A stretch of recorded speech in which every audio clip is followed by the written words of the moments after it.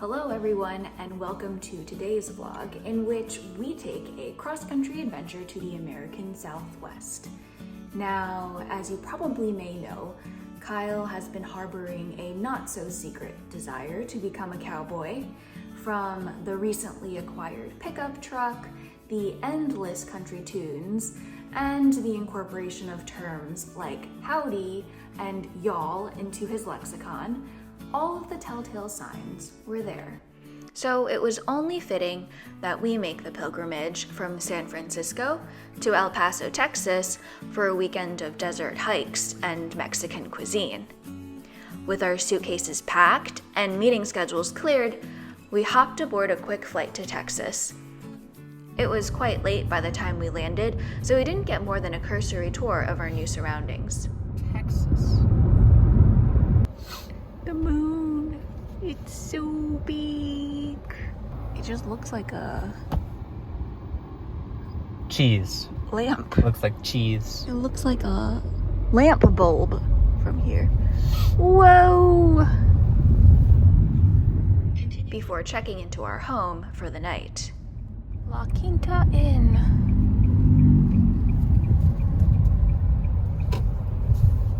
Home sweet home. Like 6 hours. Good morning, vlog.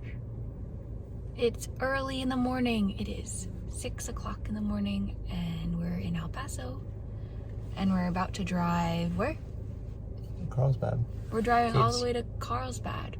So it'll be a 2.5 hour drive. And we'll keep you posted. After a sleepy start to the morning, we began the 150-mile drive east through the desert to Carlsbad Caverns. And when I say desert, I mean there was really not much to look at. It looked like endless flat land with some tiny shrubs struggling to stay alive in the blistering Texas heat. It was only after coming upon Guadalupe Mountains National Park that we started to see changes in the landscape. The Guadalupe Mountains are home to the tallest peak in Texas and known for diverse vegetation, which we caught glimpses of as we crossed the border into New Mexico. It's kind of cool how it tells you like what the trees and vegetation tells you. Where you are. Yeah, this is looking very different than the dry shrubs that we saw earlier. Welcome to Welcome to New Mexico! New Mexico, land of enchantment. We made it!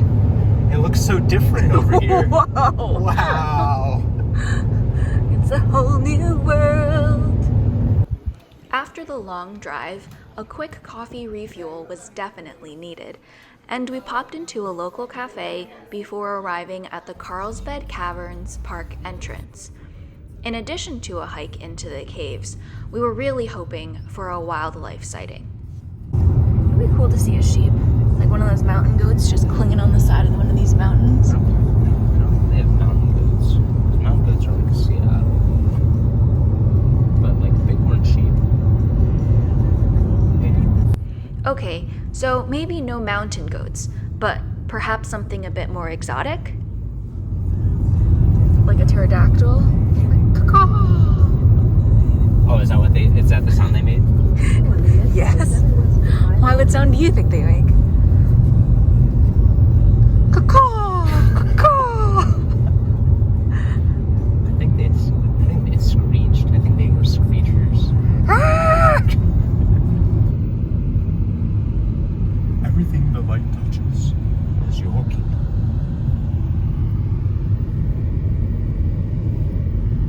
I was just thinking that.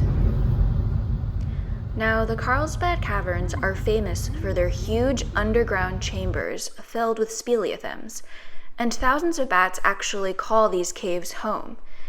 We learned that at sunset, you can actually see bats flying out of the cave entrance to begin their nighttime hunt. While we didn't see any bats, we definitely smelled their pungency as we began the hike.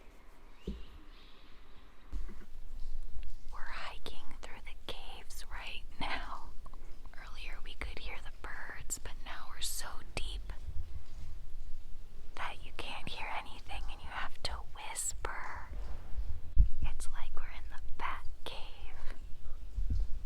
265 million years ago, the caves were underwater, and the fossilized reefs are still very much visible today.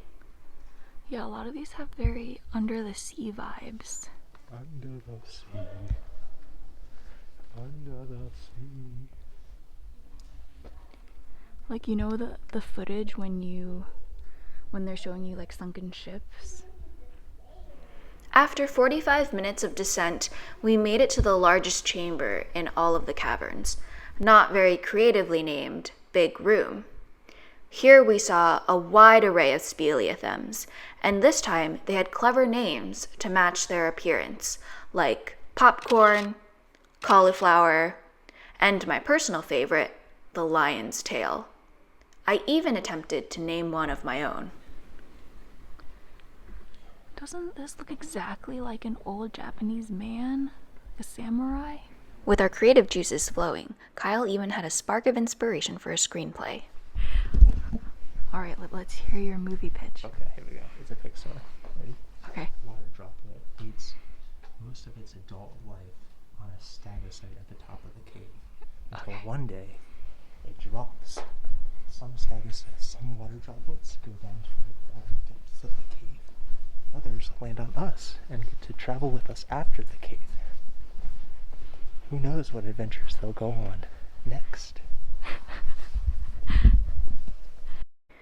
So with the Carlsbad Caverns explored, spelunked, and thoroughly documented, we made our way out of the caves and back into the sunshine. We're on the road again! What did you think of the caves? Pretty sweet. I haven't seen anything like that before. Can you imagine being the first person to discover that and building out the trail? They make it so easy for us now. Yeah. Well, and I was reading, it took them like many, many years for other people to believe that something like that existed down there. Yeah. Because if you go down there and it's pitch black, and imagine being the first person to light it up, and it's like, right. So our next stop is Slaughter Canyon Trail. It's a hiking trail, maybe about 30-40 minutes outside of Carlsbad Caves. So we'll see you on the trail. By this point in the afternoon, the sun was beating down mercilessly, so the name Slaughter Canyon Trail had a foreboding ring to it. We slathered on our sunscreen, filled up our water bottles, and braved the 90-degree heat. The trail ran right through the canyon, offering a panoramic mountain view.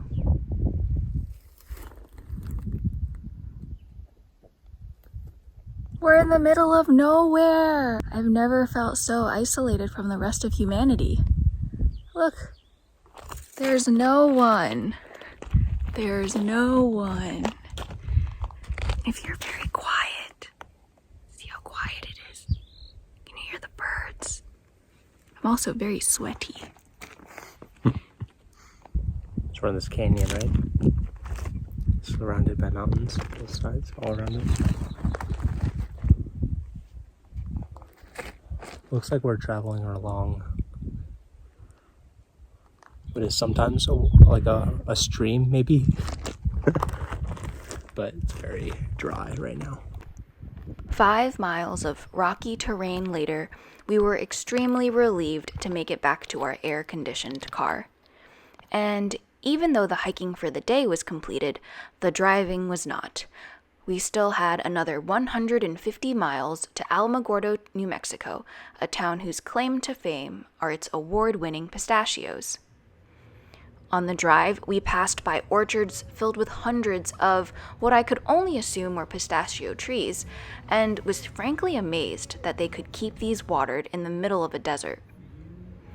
Also spotted on our route, a large billboard advertising Pistachio Land, the nuttiest place in New Mexico, and quite a few oil rigs. That's an oil refiner. And there was something really poetic about the ending of that first day. Look at the sunset.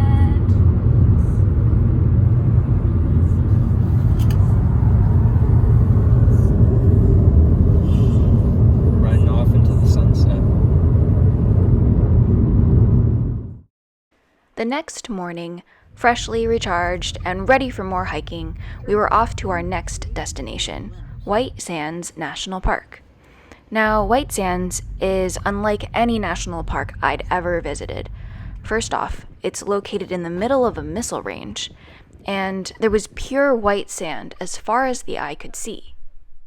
Good morning, and welcome to day 2 of our New Mexico trip. Last night, we drove all the way down to Alamogordo, and we stopped for dinner at this little local restaurant where everyone seemed to just know each other.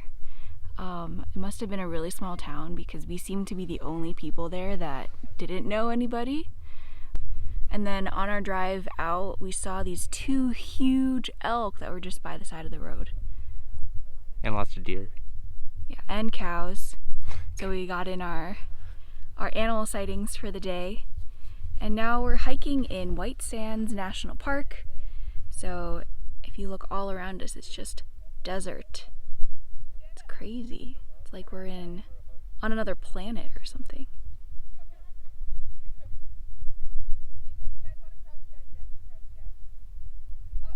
All right, we'll keep you posted as we continue hiking. I'm very jealous of your hiking sandals. I'm getting so much sand in my boots. You're like perfectly made for this use case. Yeah. You gave me so much grief for bringing so many shoes. I did give you a lot of grief because you brought like 5 pairs of shoes and 1 shirt. The path was pretty challenging to follow since we only had the occasional trail marker to guide the way. Fortunately, we were accompanied by fellow hikers and even spotted some enthusiastic sledders zooming their way down the sand dunes. The white comes from gypsum minerals, making White Sands the largest gypsum dune field in the world. Hiking up and down the dunes was no easy feat. Kyle managed to do this very elegantly, helped in part by his special sandals. Me, not so much. I brought back a bucket of sand in each boot.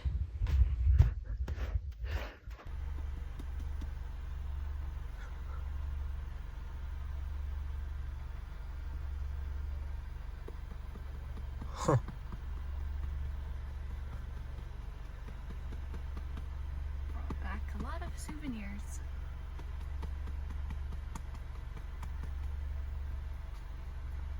a lot of sand. After our grueling trek through the desert, we were in desperate need of a refuel in the form of tacos and quesadillas. My palate of a 7-year-old. Oh my gosh. It's just like cheese on tortilla. Yours looks good. Oh, you have to make your own tacos. Chicken.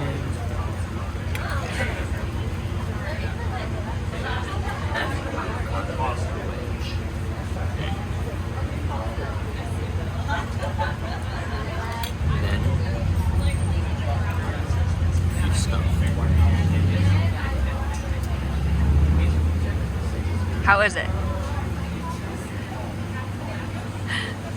It's good. We were hoping to cap off the day with a dip in the Rio Grande, but the brutal New Mexico heat had other plans for us. We drove all the way out here so that we could see the Rio Grande, the river. But look, Kyle was so prepared to go swimming. Brought my swim trunks and everything. What happened? Tell us what happened. Well, there's no water. There's no water in the river. It's just dirt. Completely dry. Can't go swimming today. Maybe in the hotel pool. Oh, and our car just read 100 degrees. 100 degrees. That explains the river situation. So with our swimming hopes dashed, we opted instead for a walk in downtown Las Cruces and enjoyed the local artistic touches before heading back across the border into Texas. And of course, our Texas-New Mexico adventure would not be complete without a Western makeover, so we had to make one final important stop. Star Western wear was filled with bold button-downs, dazzling belt buckles, and a wide assortment of boots for the biggest and smallest cowboys.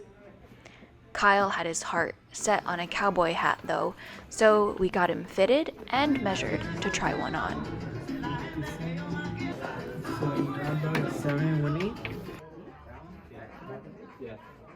So I didn't have the 7 1/8, but I have a 7 1/4, which is a size bigger. You like the style with the like flaps up like this? Yeah, I like the flaps up. I like the little dent in the middle.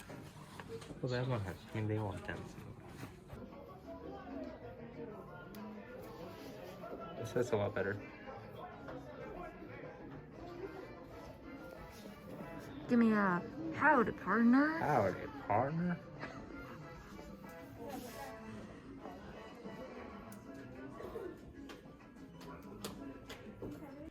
And with that final howdy, we bid farewell to Texas.